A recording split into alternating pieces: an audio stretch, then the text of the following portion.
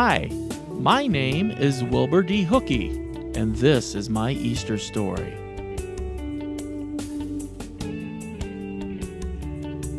It was another typical Sunday, Easter Sunday that is, and I'd been invited by friends to go to church, as they always do.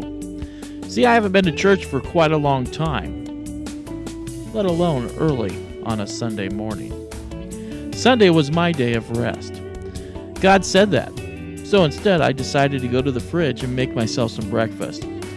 Oh, what do I have? Let's see what I have to eat. Let's see, there's apples, juice, and milk. Aha! Eggs. I think I'll make an omelette.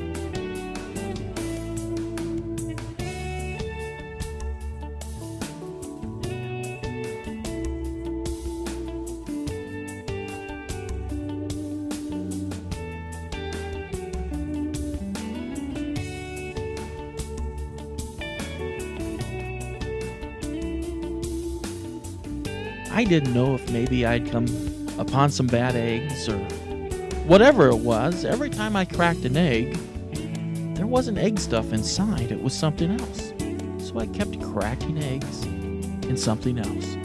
Cracking eggs and something else.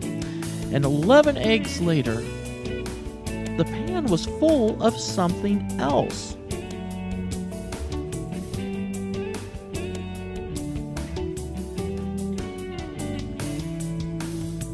But then I saw the thorns, and it hit me, a Sunday school lesson when I was young.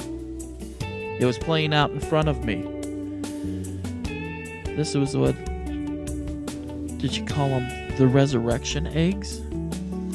Look, it's bread.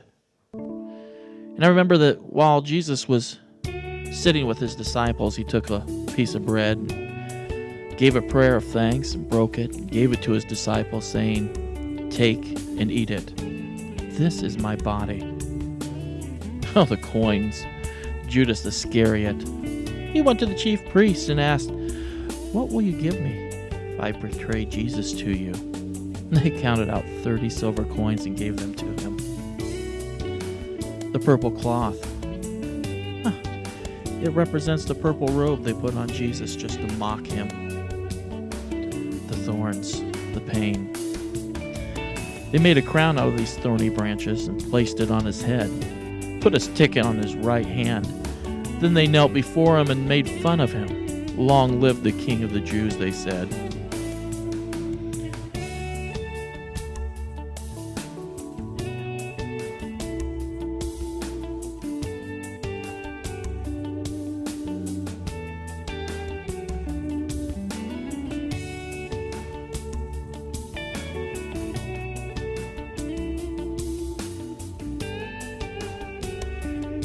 Ah, the rope.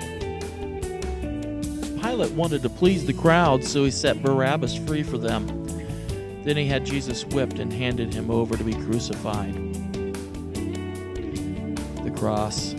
He went, carrying his own cross, to a place called the Skull. There they crucified him. The nails. Thomas said to them, "Unless I see the scars of his hand, and put my finger in those scars, and my hand in his side, I will not believe." Here's the sign. Above him was written these words, "This is the King of the Jews." The sponge.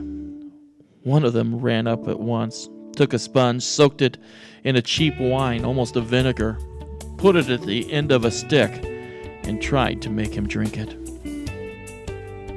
The spear. One of the soldiers plunged his spear into Jesus' side, and at once blood and water poured out. The rock. Joseph took the body, wrapped it in a new linen sheet, and placed it in his own tomb, which he had just recently dug out of solid rock. Then he rolled a large stone across the entrance to the tomb and went away. Wait, I have one more egg in the carton. Oh my. It's empty. The egg has been opened and it's empty. Just like the tomb. The day the ladies went to do the final preparations for Jesus, the tomb was empty. It's because Jesus had risen. He had risen from the dead. The angel told them.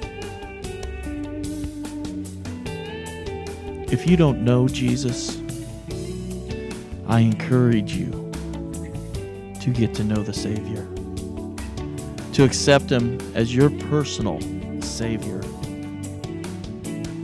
because your life will be as empty as this egg if you don't have Jesus in it.